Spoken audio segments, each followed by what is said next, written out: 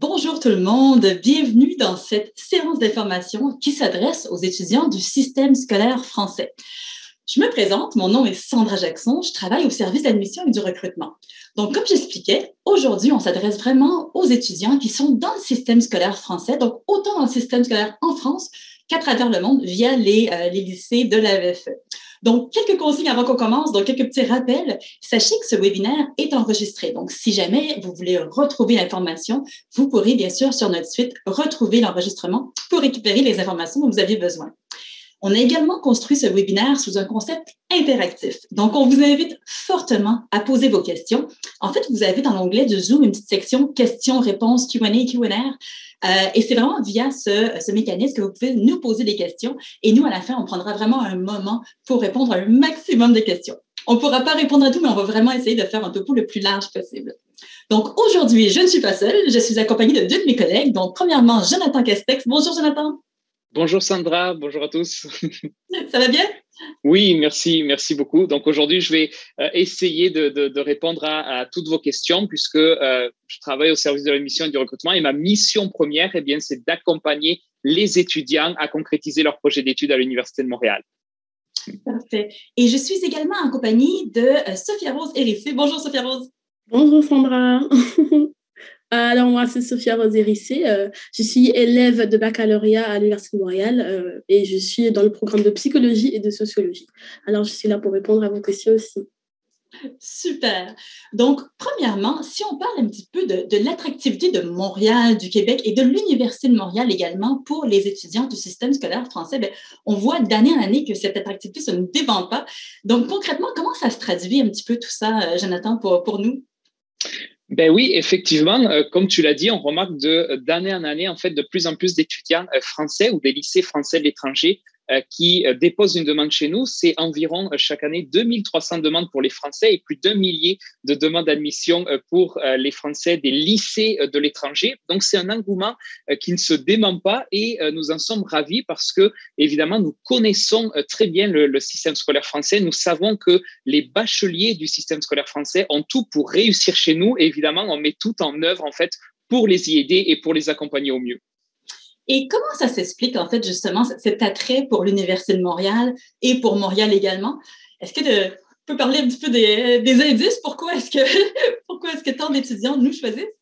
Oui, pourquoi les étudiants décident de venir chez nous? Eh bien, en fait, je pense que c'est vraiment une combinaison de plusieurs facteurs. Premièrement, nous sommes un établissement de renommée internationale et francophone. Donc, c'est sûr que les étudiants qui cherchent une expérience à l'international dans une université qui est très bien positionnée dans le top 100 des meilleures universités au monde et en plus, qui peut étudier en français, il n'y a pas la barrière de la langue, eh c'est sûr que c'est un facteur qui est déterminant. Il y a également l'offre, évidemment, de programmes d'études qui est diversifiée, qui est personnalisée. On pourrait y revenir peut-être avec d'autres questions, mais il y a vraiment des programmes d'études pour tous les profils de lycéens qui viennent chez nous. Donc, ça joue également. Il y a également des installations modernes ou des laboratoires de pointe. Évidemment, on met tout en œuvre pour, peu importe le programme d'études, nos étudiants réussissent et s'épanouissent durant leurs études, que ce soit leurs études au premier cycle ou les études de recherche. On reviendra un petit peu après sur les cycles. Mais tout ça est mis en place. On peut penser par exemple au nouveau pavillon 1000 avec 191 laboratoires, avec nos 15 bibliothèques, etc. Donc vraiment, tout est mis en œuvre. Et évidemment, donc, avec tout ça, c'est un choix logique entre, évidemment, l'excellence du diplôme du baccalauréat français et ensuite la poursuite des études chez nous. Et enfin, évidemment, au-delà de l'université, eh bien, il y a le Québec et Montréal. Le Québec, une expérience en Amérique du Nord en français, donc le meilleur des deux mondes. Et Montréal, évidemment, c'est le poumon économique, en fait, et une des villes les plus importantes en Amérique du Nord. Donc, beaucoup d'opportunités, que ce soit de vie étudiante. C'est une ville très jeune, très dynamique et également ensuite d'opportunités de travail, etc.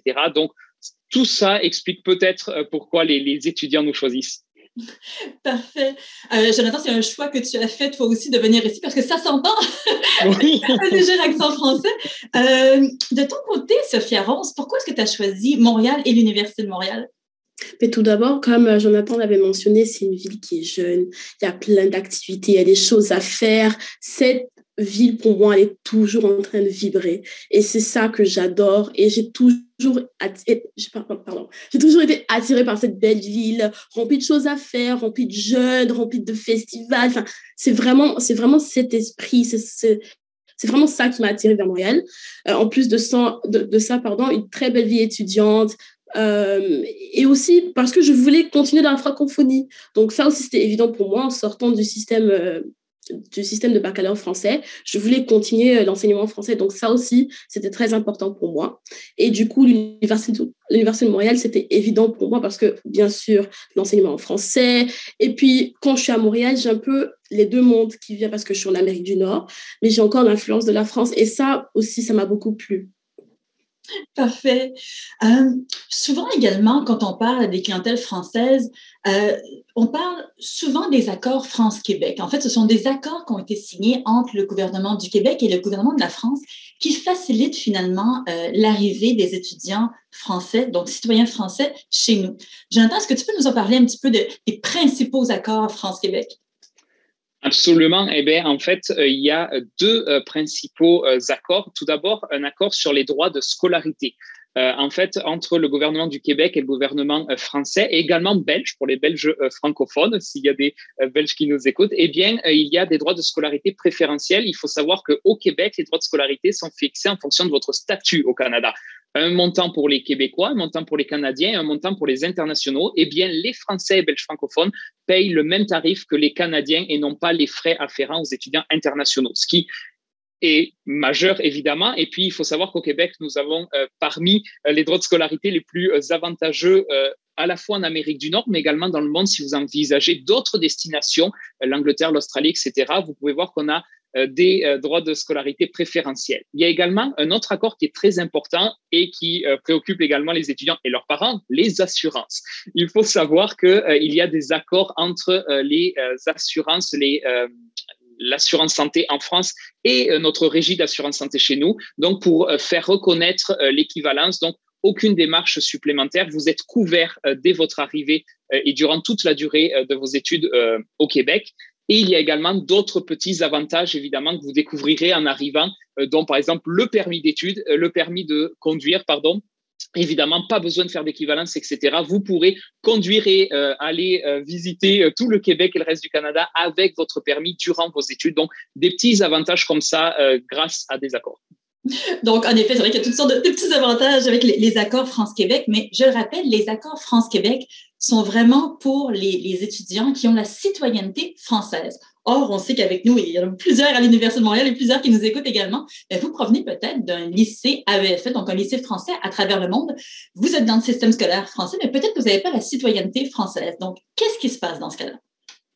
Oui, eh bien, c'est sûr que pour ceux qui n'ont pas la nationalité française de par les accords, eh bien, ils ne sont pas sujets à l'accord des droits de scolarité. Par contre, l'Université de Montréal souhaite encourager évidemment l'arrivée d'étudiants internationaux. C'est 8500 étudiants internationaux sur nos campus. On est ouvert vers le monde. On veut poursuivre en fait ça. Et pour encourager les étudiants, eh bien, on offre différents types de bourses. Et la première, c'est la bourse d'exemption. Donc, c'est très simple, ça peut aller jusqu'à 12 000 $ par année, ce qui est quand même important comme bourse, donc qui vient alléger votre facture étudiante. Et pour ce faire, vous n'avez aucune demande à faire. En fait, tout se fait durant la demande d'évaluation de votre demande d'admission et on regarde la qualité de votre dossier scolaire et vous pourriez avoir droit à un certain montant. Donc, très simple à obtenir et encore une fois, pour encourager évidemment la venue d'étudiants internationaux chez nous. Parfait. Si on parle un petit peu plus de l'Université de Montréal maintenant, bon, l'Université de Montréal, c'est une grande université qui a une offre assez exceptionnelle. En fait, c'est vrai qu'en termes de formation, en termes de programme d'études, on couvre à peu près tous les champs de la connaissance. Jonathan, est-ce que c'est possible de nous en parler un petit peu plus, justement, quelle est notre offre de programme à l'Université de Montréal? Oui, ben, j'ai souvent l'habitude de dire qu'on couvre pratiquement tous les domaines d'études.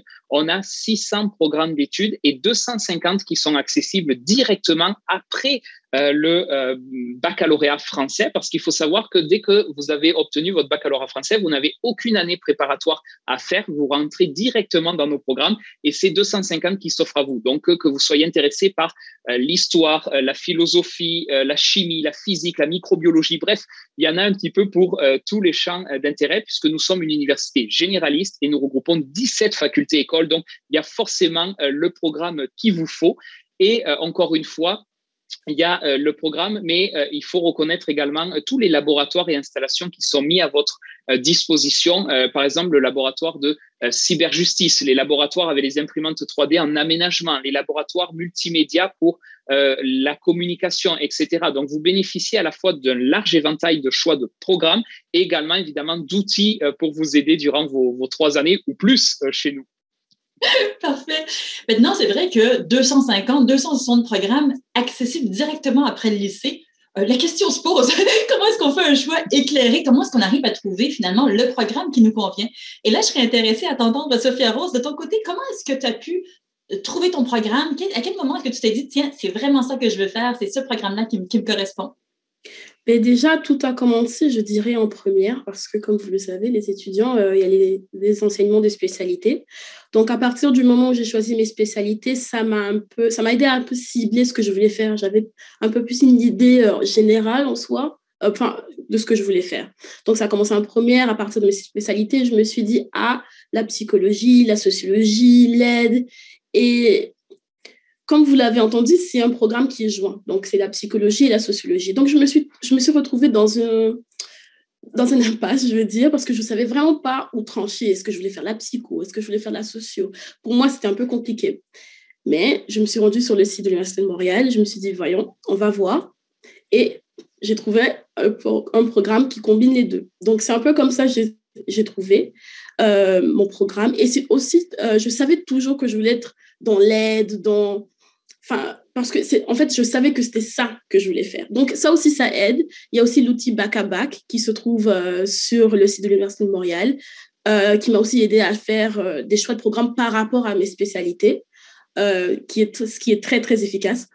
Et donc, voilà. Donc, ça ne m'a pas pris beaucoup de temps parce que, comme j'ai mentionné, il y a des outils sur le site de l'Université de Montréal qui aident pour ce genre de choses. Et aussi parce que j'avais une idée de ce que je voulais faire. Donc, c'est comme ça que j'ai choisi mon programme. Super. Oui, en effet, n'hésitez pas à aller voir sur notre site admission.umontréal.ca. Vous y retrouvez de nombreux outils justement pour faire un choix éclairé, mais on en reviendra un petit peu tout à l'heure. Et c'est vrai qu'on a des programmes, des formations qui sont vraiment spécialisées sur un domaine, d'autres un petit peu comme ton programme, qui sont des programmes qu'on appelle bidisciplinaires, où on peut jumeler finalement 2 matières. Donc, on arrive à avoir une offre qui répond normalement un petit peu à la majorité des besoins des étudiants. Lorsqu'on étudie à l'extérieur de son pays, dans un autre système scolaire, dans un autre pays, une des questions qu'on se pose souvent, et souvent, ce n'est pas nécessairement les étudiants qui se posent cette question, c'est souvent les parents derrière, mais qu'est-ce qui se passe au niveau de la reconnaissance du diplôme? Est-ce que c'est possible de retourner dans son pays d'origine avec ce diplôme? Comment ça va être reconnu? Comment est-ce qu'on peut poursuivre ses études dans un tierce pays par la suite avec un diplôme de l'Université de Montréal? Jonathan, est-ce que c'est possible de nous en parler un petit peu plus, justement? Qu'est-ce qui se passe au niveau de la reconnaissance des diplômes de l'Université de Montréal? Absolument. Comme tu l'as dit, c'est une question importante et c'est normal. Nos diplômes, oui, sont reconnus à l'international. Il faut savoir que l'Université de Montréal se place au 41e rang en fait mondial en termes de reconnaissance et de réputation des diplômes par les employeurs. Donc, avec un diplôme de l'Université de Montréal, il y a un champ de possibilités qui s'offre à vous aussi bien au Canada qu'à l'international. Ça, c'est une chose. Pour bien comprendre notre système scolaire et le démystifier rapidement, en fait, il se rapproche énormément du système LMD, donc licence, master, doctorat. En fait, la seule chose qui change, ce sont vraiment les noms. Nous, on appelle la licence le baccalauréat, mais c'est 3 ans d'études. Donc, ensuite, si vous partez à l'étranger ou que vous rentrez en France, par exemple, eh bien, vous pourriez directement aller au niveau du master avec un baccalauréat français, enfin un baccalauréat à l'Université de Montréal. Et ensuite, la maîtrise, qui est l'équivalent du master, c'est 2 ans. Donc, les durées ne changent pas. C'est juste que nous, on parle en termes de blocs d'études, mais vraiment une grande similitude et encore une fois, une reconnaissance. Vous pouvez même venir, si vous êtes intéressé actuellement en nous regardant, par les cycles supérieurs, donc par 2e et 3e cycle, faire une licence en France et ensuite venir, pourquoi pas, chez nous par la suite aux études supérieures. Donc, les diplômes se parlent et les cursus se parlent bien entre le Québec et l'international. Parfait. Donc, en effet, il y a plusieurs cheminements qui sont possibles. Mais je pense que ce qui est important de retenir, c'est que le meilleur moment pour changer de système scolaire, c'est vraiment à la fin d'un cycle. Donc, à la fin du lycée français, à la fin d'une licence. Donc, vraiment important de terminer un diplôme avant de changer. C'est vraiment à ce moment-là que la reconnaissance se fait le mieux. Lorsque vous êtes étudiant, votre premier emploi, votre première préoccupation, c'est vraiment, bien sûr, d'étudier et de réussir votre cheminement académique. Par contre, soyons honnêtes, à l'université, spécialement à l'Université de Montréal, mais il n'y a pas que ça, il y a toute une vie étudiante qui se greffe autour justement du parcours académique de l'étudiant. Jonathan, est-ce que c'est possible de nous en parler un petit peu justement de quoi ça consiste toute cette vie étudiante auquel les étudiants ont accès? Oui, eh bien, c'est vrai qu'à l'Université de Montréal, on est reconnu pour la vie étudiante. Et puis, à titre personnel, c'est ce qui m'a le plus plu. Et je ne suis jamais reparti de l'université pour la vie étudiante parce que, évidemment, c'est un monde de possibilités. Vous allez d'abord rencontrer, évidemment, des camarades dans les cours, mais également dans les associations étudiantes. C'est 87 associations étudiantes à l'Université de Montréal, autant de groupes d'intérêt, etc. Vous avez également des services pour les sportifs. Si vous aimez le sport, eh bien, vous avez un des plus grands centres sportifs au Québec. Si vous êtes un athlète de haut niveau, vous pouvez également conjuguer le sport et les études avec nos équipes d'athlètes des Carabins. C'est donc 25 sports de compétition, 520 athlètes qui nous représentent lors de compétitions provinciales et nationales. Et si vous n'avez pas la fibre sportive, mais que vous êtes un fier partisan, eh bien, vous pouvez rejoindre en fait nos tribunes pour encourager lors des jours de match nos Carabins. Donc, le sport est vraiment au cœur de l'Université de Montréal. Et d'ailleurs, j'en profite, il y aura une séance d'information le 27 janvier à 14h pour vous parler un petit peu de cette offre-là. Il y a également les services alimentaires avec les cafétérias, les cafés étudiants, etc., des cliniques de santé. Vous pouvez consulter sur nos campus des médecins, des infirmières, des psychologues, bref, toute une offre de santé pour vous. Donc, c'est vraiment beaucoup d'offres également. On a des résidences, évidemment, pour nos étudiants. Donc, tout est fait pour que sur le campus, vous puissiez évoluer et qu'on puisse répondre à tous vos besoins. C'est en fait, l'Université de Montréal, c'est une petite ville dans la ville avec tous les services de proximité nécessaires. Super. Et dis-moi, Sophia Rose, toi qui es étudiante actuellement, donc toi qui le vis, ça ressemble à quoi un petit peu ta vie étudiante, en fait, ton quotidien à l'Université de Montréal? Est-ce que tu peux nous en parler un peu? Oui, donc moi, vu que j'ai fait le lycée français à l'étranger, donc du coup, j'ai fait mon lycée sur le continent africain, pour moi, venir à Montréal, pour moi, c'était important de garder ce côté africain en moi, parce que ça m'avait beaucoup tenu à cœur. J'ai grandi presque toute mon adolescence sur le continent africain. Donc, j'arrive à l'Université de Montréal et je m'implique, par exemple, dans l'association africaine de l'Université de Montréal. Donc, c'est très important, comme je l'ai dit. Donc, j'ai l'occasion de rencontrer d'autres personnes qui ont peut-être fait le lycée sur le continent ou d'autres personnes qui sont juste d'origine africaine. Et ça, franchement, j'adore. J'habite sur les résidences de l'Université de Montréal. Donc, j'habite sur le campus. Et je travaille aussi en tant qu'ambassadrice au service de recrutement, d'admission et de recrutement, pardon. Et ça aussi, c'est un moyen pour moi de rencontrer des gens, d'avoir de l'expérience dans le monde du travail. Et je trouve ça, franchement, c'est génial. Franchement, c'est génial. Super. Oui, il y a beaucoup d'étudiants qui travaillent avec nous parce qu'on trouve que c'est souvent les meilleures personnes pour répondre aux étudiants.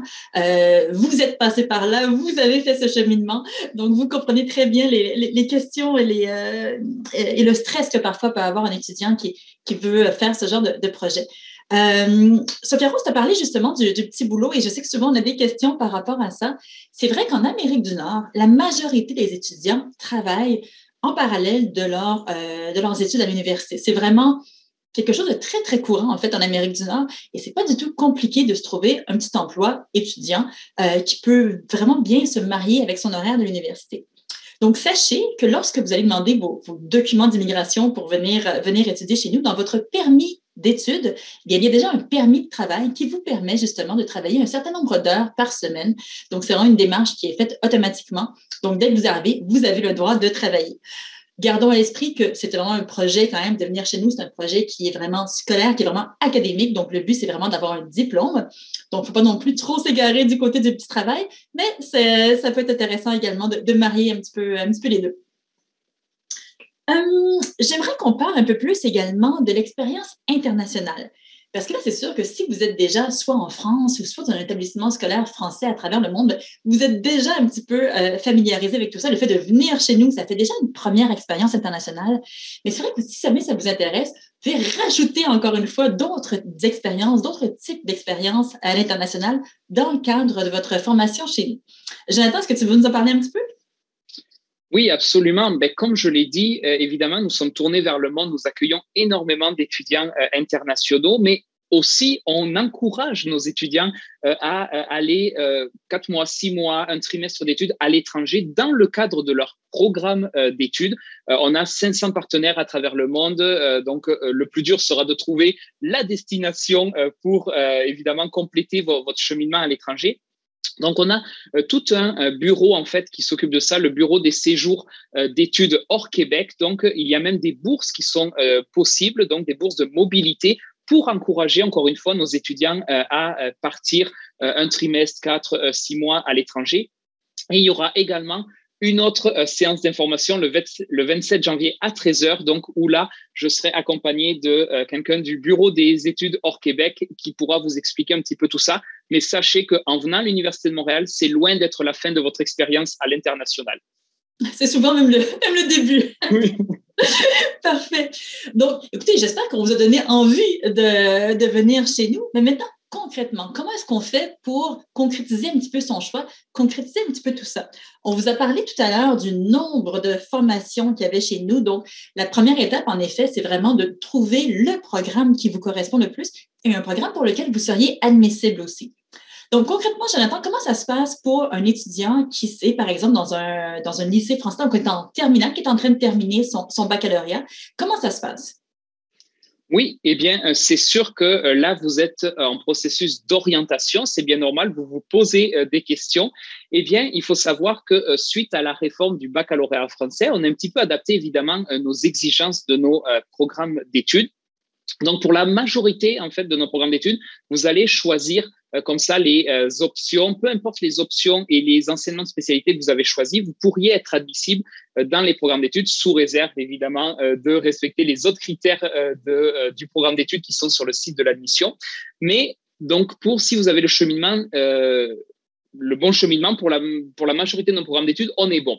Pour les programmes avec des connaissances scientifiques nécessaires, chimie, sciences biologiques, microbiologie, etc., où on nécessite des connaissances, on exige des connaissances en mathématiques, physique, chimie et sciences biologiques, eh bien là, il y a plusieurs possibilités, en fait. Vous avez soit le cheminement idéal, c'est-à-dire tous les bons enseignements de spécialité en première, et vous avez conservé les bons en terminale, vous êtes directement admissible dans nos programmes. L'élément le plus important, en fait, souvent les lycéens se posent la question de quelle spécialité je dois abandonner, ou alors s'ils sont déjà en terminale, ai-je abandonné la bonne spécialité pour entrer dans tel ou tel programme? Eh bien, si votre cheminement ne correspond pas tout à fait à nos exigences, mais s'en rapproche, vous avez abandonné, par exemple, en terminale SVT au lieu de physique-chimie, etc., ou mathématiques au lieu de SVT, par le jeu des combinaisons des spécialités scientifiques, eh bien, vous pourriez être admis dans nos programmes d'études directement avec un ajout en fait d'un cours préparatoire, un cours d'appoint qui se fait durant votre cheminement. Donc, vous commencez directement votre programme d'études et vous avez un cours supplémentaire en fait qui s'ajoute à votre cheminement pour acquérir les connaissances nécessaires, évidemment, pour réussir dans votre programme. Et quand je dis ajout, ne vous inquiétez pas, tout est fait pour que votre cheminement reste un cheminement de 3 ans et que vous ayez un nombre de cours tout à fait viable pour pouvoir, chaque trimestre d'études, réussir dans ce programme-là. Donc, le jeu des spécialités abandonnées ou gardées, évidemment, on l'a pris en compte pour ouvrir nos programmes d'études à un plus grand nombre de profils et répondre en fait à la réforme du baccalauréat français. Parfait. Et si vous poursuivez donc vos études chez nous à l'Université de Montréal, donc vous allez être exposé à notre système scolaire qui est fort différent des systèmes scolaires européens dont peut-être vous avez un petit peu la connaissance. Donc, comme on dit tout à l'heure, au niveau de la reconnaissance des diplômes, il n'y a pas de souci, il n'y a pas de problème. Mais au niveau de la formation en tant que telle, au niveau de la structure des programmes, ça risque d'être un petit peu différent par rapport à ce que vous avez en tête. Ce qu'il faut comprendre, c'est que notre système scolaire est très flexible. Jonathan, est-ce que tu peux nous en parler un petit peu, justement, les cours et tout ça, comment tout ça va s'articuler? Oui, eh bien, en fait, vous avez déjà un aperçu avec la réforme du bac français, la nouvelle organisation, eh bien, ça se rapproche en fait plus de notre système scolaire que l'était l'ancien baccalauréat. En fait, dans le choix des options, eh bien là, peu importe le programme d'études que vous allez choisir, vous allez avoir évidemment des cours obligatoires que tous les étudiants de même programme d'études doivent avoir. Et ensuite, tous nos programmes d'études se subdivisent en sous-domaines. Et là, c'est à vous à choisir en fait vos cours durant en fait vos trimestres d'études en fonction de la spécialisation que vous voulez prendre, en fonction de l'orientation et évidemment de vos plans de carrière ou de recherche au cycle supérieur par la suite. Donc, c'est vraiment, vous construisez comme ça votre horaire. Évidemment, vous n'êtes jamais seul pour faire vos choix. Vous avez toujours une personne ressource dans chaque département pour vous aider. Mais pour bien comprendre, en fait, un cas concret, je prends souvent droit parce que c'est assez facile à schématiser. En droit, vous allez avoir évidemment des cours obligatoires que tous les étudiants en droit doivent connaître. Mais ensuite, par la suite, si vous voulez vous spécialiser en droit international, droit privé, droit notarié, etc., eh bien là, vous allez choisir des composantes de cours et il en va pour tous nos programmes d'études avec plus ou moins de liberté, évidemment, en fonction de la structure du programme d'études. Donc, c'est à vous à construire votre cheminement et ensuite à répondre à vos objectifs. Donc, c'est vrai que c'est un nouveau concept souvent pour les étudiants, le fait de devoir choisir ses cours soi-même, donc de créer finalement son propre cheminement. Rassurez-vous, vous êtes accompagné dans tout ça, mais c'est vrai que ça peut être un petit peu déstabilisant. Je suis curieuse, Sophia Rose, comment ça s'est passé de ton côté, cette adaptation à notre système scolaire? Franchement, je dirais que le lycée français nous prépare finalement indépendants et de savoir comment gérer notre propre temps. Donc, du coup, moi, je pense que c'était libérant pour moi, d'avoir mon propre temps, de gérer mon propre temps, quoi, d'avoir du temps pour faire mon travail, d'avoir le temps pour aller au travail, pour sortir, avoir une vie sociale. Donc, c'est un peu, comment dire, ça nous rend adultes. Parce que j'ai le temps pour chaque chose et c'est à moi de faire mon propre emploi de temps, de m'organiser. Et je pense que c'est ça qui est intéressant. Donc, c'est rassurant parce que je ne peux pas me dire, j'ai pas le temps pour faire ça, j'ai pas le temps parce que c'est moi qui crée mon propre emploi de temps et c'est très rassurant, quoi. C'est rassurant. Parfait. Donc, si tout ça vous intéresse, si vous êtes intéressé justement à poursuivre vos études chez nous, bien la prochaine étape, qu'est-ce que c'est? Bien, c'est vraiment de déposer une demande d'admission. On a une séance d'information le 26 janvier prochain sur justement le fait de déposer une demande d'admission avec tous les détails, mais vous allez voir, c'est vraiment pas très compliqué de déposer une demande d'admission. Pour la conférence de la semaine prochaine, ma collègue qui met les liens dans le chat va vous mettre le lien pour la conférence de la semaine prochaine. Mais rapidement, je vais quand même vous résumer un petit peu les étapes. Donc, première des choses, c'est bien sûr de trouver le programme qui vous correspond, le programme qui vous intéresse, et ensuite d'aller simplement sur notre site web admission.montréal.ca pour faire la demande d'admission. Lorsque vous remplissez le formulaire de demande d'admission, vous avez des choix à faire, justement. Quel serait votre premier choix, deuxième choix ou troisième choix? Quel programme vous voulez faire chez nous? Faites attention si jamais vous voulez faire la demande d'admission. Le temps passe vite et c'est vrai que chez nous, à l'Université de Montréal, on demande aux gens de faire la demande d'admission assez tôt. Officiellement, la date limite est le 1er février. Donc, c'est vrai que ça vient très vite. Maintenant, je vous rassure, après la date du 1er février, il y a encore beaucoup de programmes qui sont disponibles, mais dans le doute, ça serait intéressant quand même de faire la demande d'admission avant la date limite du 1er février.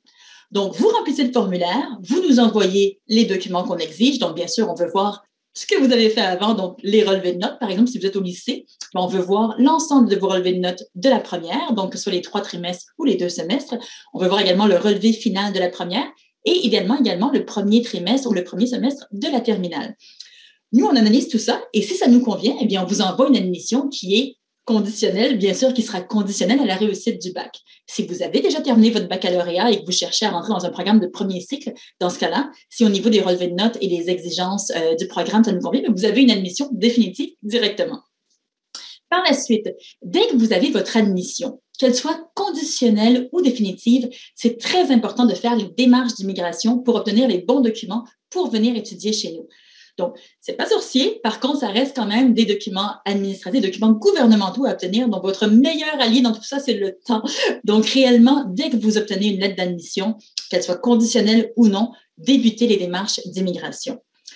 Il y a une séance d'information cet après-midi même sur les démarches d'immigration. Donc, si jamais vous voulez avoir plus d'informations là-dessus, n'hésitez pas à vous joindre à nous. Et encore une fois, je vous rappelle que toutes les séances d'information sont enregistrées. Donc, vous pourrez les retrouver par la suite sur notre site web. De l'autre côté, on essaie d'analyser les dossiers d'admission le plus rapidement possible pour vous donner une réponse dans les meilleurs délais pour justement vous laisser le temps de faire correctement les démarches d'immigration et de préparer un petit peu votre arrivée. Et justement, Jonathan, quand on parle de préparer son arrivée, qu'est-ce qui se passe une fois qu'on est admis? Comment ça fonctionne? Ben, une fois que vous êtes admis, c'est très simple, vous faites partie de la grande famille de l'Université de Montréal. Que vous ayez une offre d'admission conditionnelle ou finale, vous allez recevoir des invitations à des événements, à des séances d'information, à des activités. Vous allez également être contacté par, évidemment, les services à la vie étudiante, par vos départements, etc. L'objectif, en fait, c'est vraiment dès les premiers instants en fait de votre admission, eh bien que vous fassiez pleinement partie de la communauté de l'Université de Montréal pour que en septembre, quand vous arrivez sur le campus, eh bien vous avez l'impression un petit peu d'arriver à la maison.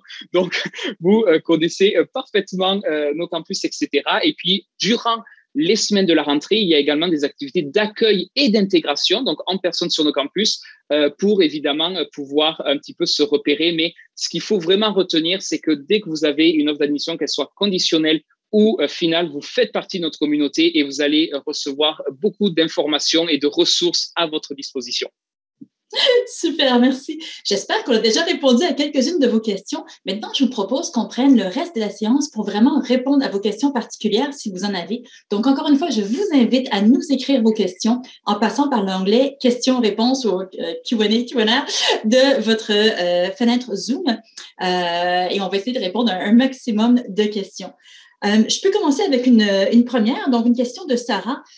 Qui a un bac plus 2, donc un BTS, et elle nous demande s'il existe une équivalence ou est-ce qu'elle est obligée de refaire le bac de 3 ans. Et c'est sûr que pour nous, le BTS, un diplôme de 2 ans, c'est la même chose un petit peu que le DUT. C'est vrai que ça ne correspond pas nécessairement à un diplôme qui existe chez nous dans notre système scolaire. Donc, 2 options s'offrent aux gens qui ont un bac plus 2.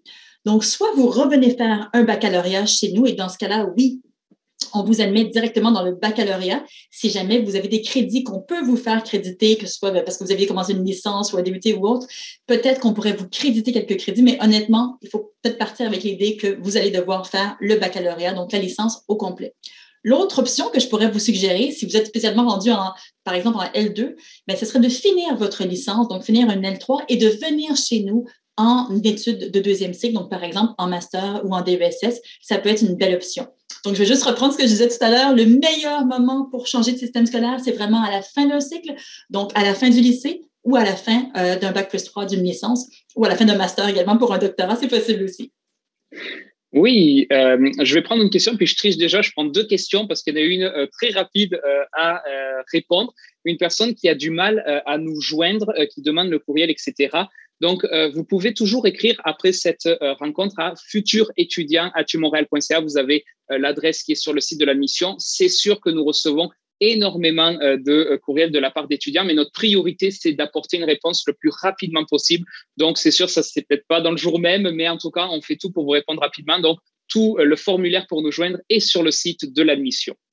Là, une question maintenant de Léa, qui est en première et qui commence à se renseigner pour des études à l'étranger et chez nous, et qui demande pour la demande d'admission, quand est-ce qu'elle doit s'y prendre? Eh bien, si vous êtes en première actuellement, attendez d'arriver en terminale. Donc, vous, ce serait pour une rentrée pour l'automne 23. Donc, on est bon dans les chiffres, automne 23. Donc là, en fait, vous devrez faire votre demande d'admission. Ça ouvre généralement au mois d'août de l'année précédente et vous avez jusqu'au 1er février de l'année en cours pour faire une demande d'admission. Donc, pour vous, entre le 15 août 22 et le 1er février 23, c'est là que vous faites votre demande d'admission. Et en attendant, puisque vous êtes en première, vous allez avoir le grand choix à faire de vos enseignements de spécialité. Et comme je dis, si vous êtes intéressé par des programmes à matière scientifique, utilisez notre outil Bac à Bac. Ça pourrait peut-être vous aiguiller pour être admissible dans nos programmes d'études. Donc, c'est une première piste. Et si jamais c'est des programmes non scientifiques, allez sur notre site, regardez un petit peu les exigences en matière de notes, etc. Mais il y a tout pour vous aider à finaliser votre orientation avant l'année prochaine. Super. Mais de mon côté aussi, je vais répondre à deux questions, deux questions en même temps. En fait, j'ai une question sur un étudiant qui est en terminale générale et qui voudrait faire des études en pharmacie. Et juste après, également, j'ai une question sur le programme de médecine. Donc, c'est vrai qu'à l'Université de Montréal, on offre à peu près énormément de formations dans le secteur de la santé. On en offre beaucoup. C'est une de nos grandes spécialités. Par contre, pour certains programmes, il y a une exigence de citoyenneté canadienne. Donc, c'est le cas notamment pour les doctorats de santé. Donc, par exemple, on pense à pharmacie, médecine dentaire, optométrie. Donc, il y a quelques programmes, justement, pour lesquels on demande d'avoir la citoyenneté canadienne ou même, dans le cas de médecine, d'être résident du Québec. Par contre, donc, si vous êtes un étudiant international, vous n'êtes pas canadien, ces programmes-là vous sont fermés. Mais il y a une multitude d'autres programmes en santé qui pourraient vous intéresser, qu'on pense à la microbiologie, à la biochimie, médecine moléculaire, sciences infirmières. Il y en a vraiment toute une panoplie. Donc, moi, je vous invite vraiment à gratter pour voir est-ce qu'il y a d'autres formations qui pourraient vous intéresser. Pour médecine, c'est vrai qu'on a jusqu'à 2 places qu'on accorde à des étudiants internationaux, mais c'est vraiment sous réserve d'un dossier exceptionnel. Donc, si vous êtes dans cette catégorie, oui, ça vaut la peine de regarder un petit peu, mais on parle vraiment de dossiers exceptionnels pour médecine. Et encore une fois, je vous invite à regarder les autres programmes en sciences de la santé, sciences de la vie. Il y a une belle offre de ce côté-là. Mm-hmm. Parfait. Donc, je continue avec une question assez facile de Jessica qui a déjà déposé sa demande, qui nous a envoyé ses relevés et qui là est en attente d'une réponse. Je sens dans sa question qu'elle attend vraiment sa réponse. Donc, évidemment, je ne donnerai pas de date, mais sachez que les évaluations en ce moment pour l'automne 22 sont en cours. Nos agents d'admission font tout ce qu'ils peuvent pour évidemment étudier les dossiers et envoyer des réponses. Donc là, nous sommes en janvier, donc ça devrait sortir dans pas long si vous avez déjà déposé. Donc janvier, février, ce sont les gros mois pour émettre les avis. Donc attendez votre réponse et une fois que vous l'obtiendrez, si c'est évidemment positif, on le souhaite, d'aller accepter votre offre. Tout sera expliqué, mais un petit peu de patience supplémentaire, ça arrive. Et en même temps, j'en profite, une autre question d'Amélie par rapport aux critères d'admission. Effectivement, pas de cote R pour les étudiants français ou du système scolaire français. En fait, sur chaque programme d'études sur le site de l'admission, vous allez avoir les conditions, les exigences d'admission pour le système scolaire français. Vous mettez France et là, vous allez avoir les notes exigées sur 20. Donc, tout est sur 20. Et ce sont des notes indicatives exigées l'année dernière, mais ça vous donne un aperçu de ce qu'on exige comme moyenne. Donc, ça dépend de chaque programme d'études. Il faut savoir que les exigences varient, encore une fois, d'un programme à l'autre. Donc, si vous êtes intéressé par un ou plusieurs programmes, allez regarder les notes exigées. Et il faut savoir que l'évaluation des demandes d'admission chez nous se fait exclusivement sur dossier scolaire. Donc, on regarde exclusivement vos notes. Donc, petite précision pour ceux qui nous regardent. Donc, j'espère que j'ai répondu à Amélie. Super. J'ai une question de Yanis qui se questionne, est-ce qu'il y a un intérêt à faire une classe prépa scientifique en France avant de rentrer dans un baccalauréat de chimie? Donc, ce qu'il faut comprendre, c'est vraiment si vous avez un baccalauréat général ou un baccalauréat technologique, vous êtes admissible directement à nos programmes d'études. Si vous avez un bac pro, dans ce cas-là, oui, il faut faire une année préparatoire. Par contre, comme l'expliquait un petit peu Jonathan, il y a certains programmes pour lesquels on exige des préalables scientifiques. Donc, c'est sûr que pour rentrer dans le baccalauréat de chimie, un bac technologique ne fonctionne pas. Il faut vraiment avoir le bac général avec, bien sûr, plusieurs enseignements de spécialités scientifiques.